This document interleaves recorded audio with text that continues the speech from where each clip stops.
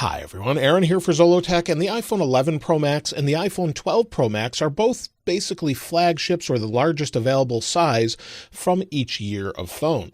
And so I wanted to help you decide if you should update from the iPhone 11 Pro Max to the 12 Pro Max, or maybe upgrade to the 11 Pro Max.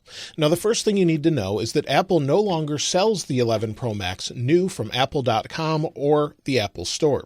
They will sell it to participating retailers or authorized retailers, but it's not available from Apple anymore other than being refurbished. It comes in at $999, $1,149, or $1,349, usually with a carrier contract, so it really depends on where you get it. The iPhone 12 Pro Max comes in three different variants as well, $1,099 to $1,199 or $1,399, and each of them are available in different storage options. With the 11 Pro Max, you have 64, 256, or 512 gigabyte storage options. With the 12 Pro Max, you get an additional 64 gigabytes at the low end, 128 gigabytes, 256, or 512. So you get a little bit of an extra bonus if you get the lower end iPhone 12 Pro Max this year. Now, when it comes to the colors, the 11 Pro Max comes in a few different colors. Now, it does have space gray, as you can see here, and we had a new color last year, midnight green. We also have gold and silver. With the 12 Pro Max, the green has been replaced with this new Pacific blue, and then we also have a silver, then we have gold, and we also have what they call graphite, which is basically the exact same thing as space gray on the 11 Pro Max. So you can see here, they're basically the exact same thing. Now, as far as their build and overall design, well, both are made of stainless steel. Of course, this year, the edges are a little bit different and there's some changes with the 12 Pro Max, but overall, the build is the same. Stainless steel on the outside edges, glass front and back. So let's go around the phones and then talk about the materials and everything else. Now, on the right-hand side of the phone, we have our power sleep wake button like we always have. And on the 11 Pro Max, we have a SIM card tray. On the 12 Pro Max, we have a millimeter wave antenna for 5G in the United States. So in the United States, you'll have this little cutout. Around the world, you won't necessarily have that. On the top, there's nothing really there. It's not very exciting. And then on the left-hand side, you've got your silent switch with your volume buttons and your SIM card tray on the 12 Pro Max. So on the bottom, you have Lightning, just like you do on all the other phones, and then you have asymmetric speaker and microphone holes. So the microphone, you've got 4 holes. The speaker, you have 6 different holes on either one of them. So it's a little bit different on either. And as you can see, the 12 Pro Max is squared off. We've gone back to the design that we had basically with the iPhone 5 and 5S, and kind of a combination between that and the 4 because we have glass front and back.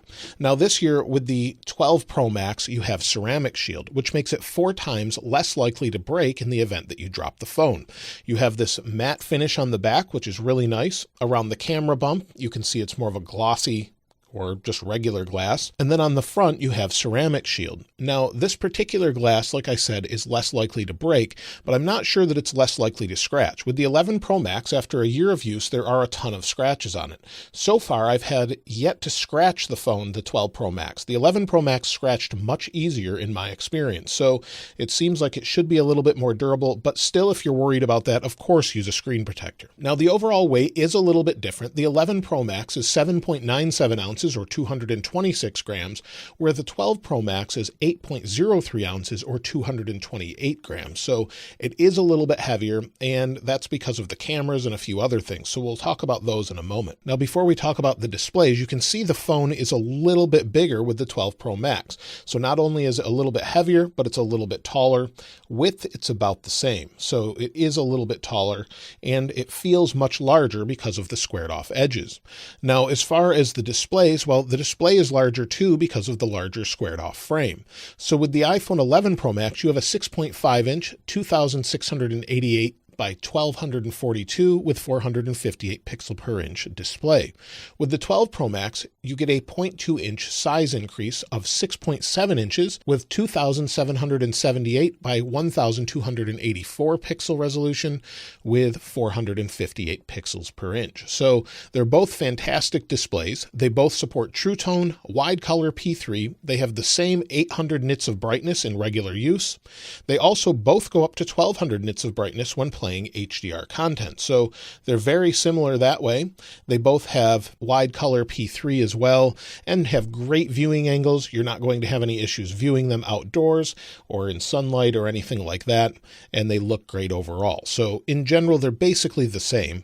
Some have said that the screen on the 12 Pro Max is a little bit warmer, but in tests, it's shown that it's more color accurate. So the 12 Pro Max seems to be a better display in many people's tests that have tested it professionally. Now, both phones being Super Retina XDR displays means they're OLED, so they have PWM. That means that's how it's controlling the brightness using flickering of the display. That's just how OLED displays work, or most OLEDs, I should say, on phones. And as you bring it brighter, it's flickering the screen faster. Bring it down, it's flickering slower. You can't see this with your eyes, but it does bother some people. So both phones have the same thing. Neither of them bother me.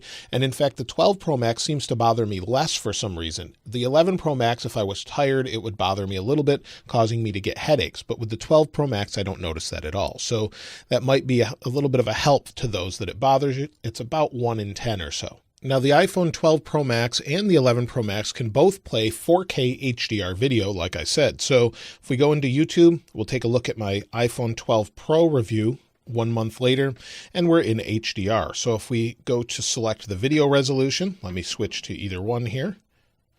You'll see that on both phones, we have the option for 4K or 2160p HDR. So you have that option if you have one of these newer phones. So either one, you'll have a higher bitrate and you'll be able to watch this video. So you'll see it might look blown out to you on the display right now, but I can see super bright brights in the background and really deep blacks around the whole screen. So if you don't have an HDR display, it's hard to understand what it looks like, but you'll still have 4K video as well. So let's switch over to a different video, the iPhone 12 1 month later, so you can hear the speakers. So we'll switch to this. So I'll press play on the 11 Pro Max. Using it on and off. I used it for an entire week, and also my daughter's been using it full time, and so I wanted to share her battery life with you as well, since I've been using the 12 Pro Max as well. And now let's try the same thing on the 12 Pro Max. Released alongside the iPhone 12 Pro, and I've been using it on and off. I used it for an entire week, and also my daughter's been using it full time, and so I wanted to share her battery life with you as well, since... Now, when comparing both of them, they sound very similar. The 12 Pro Max does seem a little bit clearer at the highest of volumes, but basically they're very close. But again, you can hear that, and hopefully you could hear the difference between both of them. They're both plenty loud. They both have great stereo sound as well. Now, as far as overall speed, well, they're a little bit different as far as their CPU and RAM. With the iPhone 11 Pro Max, you have the A13 Bionic with 4 gigabytes of RAM, and it had what Apple called the next-gen neural engine. With the iPhone 12 Pro Max, you have the A14 Bionic with 6 gigabytes of RAM and the 3rd generation neural engine. So it should be a little bit faster doing specific types of apps. Now, if you're just opening certain apps, you're going to find the experience to be basically the same. I already had music open on the 12 Pro Max, so it took a moment to load. If I close those out, go back in, you'll see that they're going to load at basically the same rate. If I go into something like weather, the same sort of thing is true. And then again, if I go into, say, settings and just want to scroll, you're going to have the same experience on either one. When you go into the cameras, it's going to be fast for either one. And snapping a photo, there's no slowdowns here whatsoever. Now, when you're doing intensive tasks, maybe editing a photo, if we go into edit on either one of them, and maybe auto adjust, it takes about the same amount of time. So you're really not going to see huge benefits there, but when you're doing intensive tasks, such as exporting 4K video, you may see a difference. So let's go ahead and try that. So I'll go into iMovie. Now in iMovie, I have the same video imported. It's the exact same video in every way. I just imported it on each one. It's 3 minutes and 46 seconds, and I added a title to a couple parts of it so that it would have to render and re-export everything. And so you can see it's the same video. And what I'll do is I'll bring in an iPhone 12 Pro as a stopwatch here. We'll slide them over and I'll export them and we'll see how long it takes. So we'll hit done on both. And then we'll hit export or share. And then we'll save video. We'll try and do this at the same time. Start. And let's see what happens. And they should be fairly close. The extra RAM may help a little bit, but let's see what they can do.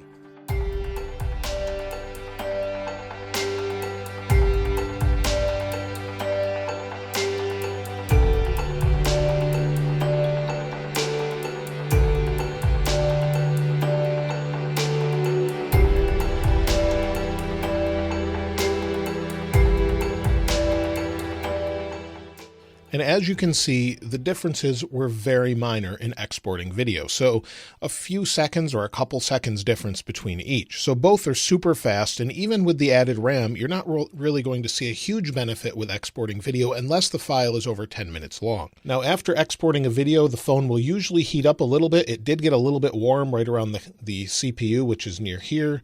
And then on the back of the 12 Pro, it's actually not as warm. So depending on what you're doing, they will heat up a little bit, but that's normal. And it seems to be handling it just fine exporting video like that. Now, with the iPhone 12 Pro Max, you have 5G this year. So you get Qualcomm modems with 5G millimeter wave and sub-6. Now, where I live, we don't really have millimeter wave depending on the carrier you have. That's mostly Verizon and doesn't pertain to most of the world. So I don't really count it too much until it's readily available, but sub-6 is available. And just using the iPhone 12 Pro Max since using the 11 Pro Max, which both are my main phones depending on the year, the 11 Pro Max, I did occasionally have issues because it had an Intel modem in it. And with 5G, I do notice a double the speed difference when downloading things from the internet. So a speed test will show very different speeds depending on where you're located and what your signal strength is, but I was getting double the speed with the 12 Pro Max versus the 11 Pro Max on 5G versus 4G. I also noticed that I haven't dropped a single call on the 12 Pro Max, so I'm seeing better connectivity overall. That's my personal experience, and it will vary depending on where you live and what carrier you have. Now, as far as the cameras are concerned, both are really great cameras. The forward-facing cameras on both of these are identical. They're both 12 megapixel f2.2 apertures, and they both have Face ID. So Face ID is going to be the same on either. Turn it on, swipe up, and they're going to unlock quickly. So again, with that Face ID camera, it's just going to unlock quickly. You're not going to see a difference between either, but the forward-facing cameras are pretty much identical in every way. So you're not compromising there other than the lack of HDR video on the 11 Pro Max. So we'll talk more about that in a moment. With the rear cameras, there's a bigger difference though. You can see right away that the camera module is much larger on the 12 Pro Max. And that's because on the 12 Pro Max, they have a much larger sensor and some changes to the lenses. So for example, with the 11 Pro Max, you have triple 12 megapixel cameras. You have an ultra-wide f2.4, a wide f1.8, and a telephoto f2.0. And you can record up to 4K 60. With the 12 Pro Max, you again have triple 12 megapixel cameras, but you have a wide f1.6 this time, and then an ultra-wide f2.4, and a telephoto f2.2 with a 5x optical zoom and up to a little bit more zoom range, 12x versus 10x. You have 4K 60, but you can also record in Dolby Vision HDR. And so as far as everything else in the camera, you have better low light as far as the 12 Pro Max is concerned, and you can take night photos on any of your cameras this time, and you also have night portrait as well with the 12 Pro Max, and we'll test that in a moment. Now you also have Apple Pro RAW coming later in this year, or it may already be here, depending on if you have it already, and that's an option in your settings. So if we go into settings, we'll go down to camera, for example, and then we'll go into camera on both, and I'll show you the difference. So camera on the 11 Pro Max, if we go into our video, you can see that we have HDR video on the 12 Pro Max, and regular 4K 60 on the 11 Pro Max. So there's slight differences there. Also, again, Pro RAW. So if we go into the camera under formats, you have Apple Pro RAW as an option for the 12 Pro Max. That's only for the 12 Pro and the 12 Pro Max, where you can take raw photos and get more data and detail and then modify it a little bit later. Also with the zoom, you can see the little bit of a difference here. The 12 Pro says 2.5, where the 11 Pro Max says 2. So the 12 Pro Max says 2.5 versus 2. So let's go ahead and take a look at what these are capable of with the video from the forward-facing camera, rear-facing camera, some photos, and night as well.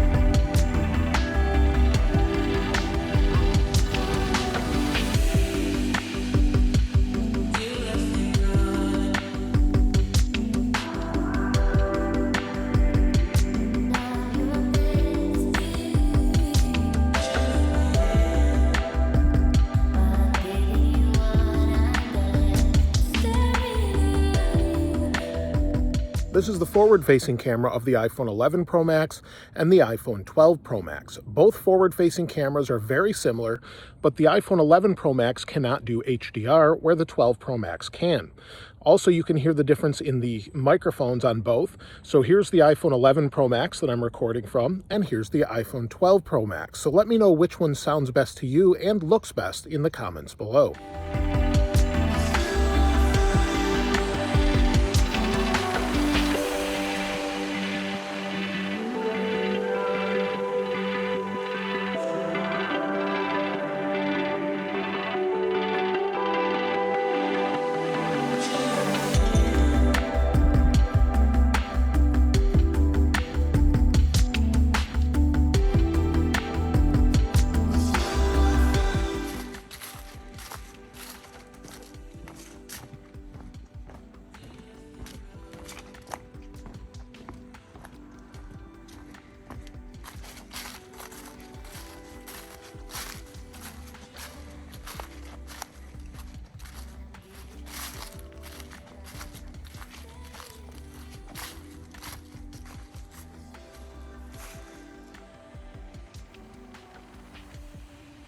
Now, when it comes to the battery life, Apple says they both support up to 20 hours of video playback. That has nothing to do with being connected to the internet or to LTE or 5G.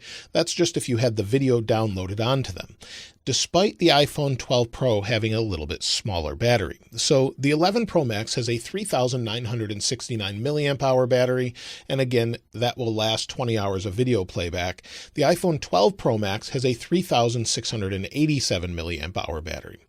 Now, those are both pretty good as far as their overall size, but because of the newer chipset in the 12 Pro Max, you're getting about the same battery life. With my day-to-day use, I'm seeing about the same. With the 11 Pro Max, I could get 10 to 12 hours of screen on time. With the 12 Pro Max, I'm seeing about the same. At the end of the day, I have 50% left, and you can see some of my battery usage here, and it's going to vary greatly. And honestly, I think I'm getting more battery life than this is saying, because it's easily getting me through a day and a half to 2 days with regular use. So I'm seeing similar battery life, so much so that I don't really have to pay attention to it because they're both great. Now, both fast charge up to 50% in 30 minutes if you're using a wired connection and, say, a 20-watt charger like this that's not included in either box now, so you'll need that. And then also you have MagSafe on the 12 Pro Max. So this helps it fast charge wirelessly. It centers itself and allows up to 15 watts fast charging. Now, this also allows for certain accessories with MagSafe in them as well, such as cases. You can see the little magnet ring here. And so it helps adhere to the back. And then there's other accessories for MagSafe, such as car mounts and more. So you'll see more of that in the future, where you have a magnetic adhesion to the back of the phone. It locks it in, gives it a little bit of a special animation, and that's for the future. And I think that's for a wireless future of iPhones a little bit later, maybe with iOS or iPhone 13 or so. Now, as far as anything else, well, the iPhone 12 Pro Max and the 11 Pro Max have slightly different IP ratings, or water resistance. So the 11 Pro Max has an IP68 rating of up to 4 meters for 30 minutes. So that's pretty good. But the 12 Pro Max goes a little bit further, IP68, 6 meters up to 30 minutes. So they've increased the depth that it can handle.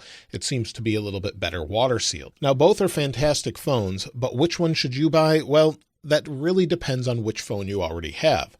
Now, if you have an iPhone 11 Pro Max, I'd probably hang on to this for an additional year, because with the 11 Pro Max, you're basically getting the same sort of phone, but with the curved edges. Now, I really like the new form factor of the squared off design. I think it feels a little bit more premium. It makes it a little bit easier to grip, but it is a fingerprint magnet. And of course, if you use a case, that helps with that. But in general, I think it feels a little bit nicer. I've been waiting for a squared off phone for a while, but I know not everyone likes that, and many people prefer the rounded edges and the rounded edges of the screen. It's very different feeling in your hand. So if you have the chance to try one out, I would try one before switching. But if you have an 11 Pro Max, I'd probably wait until next year's phone before I upgrade it. However, if you're coming from an older phone, a 10S, 10S Max, anything older than that, I think you'll really like the 12 Pro Max, and that's what I'd look for in the future. It's going to have 1 year extra support based on what we've seen in the past with iOS updates, and so Each one is good for about 5 years of updates in general, but I would really go for the newer phone if you're on an old phone. If you are already on an 11 Pro Max, well, then I would stick with that. But let me know what you're choosing in the comments below. Which color are you picking up? Or if you're sticking with your older phone, I'd love to hear from you in the comments below. If you'd like to get your hands on this wallpaper, of course, I'll link it in the description like I normally do. And if you haven't subscribed already, please subscribe. And if you enjoyed the video, please give it a like. As always, thanks for watching. This is Aaron. I'll see you next time.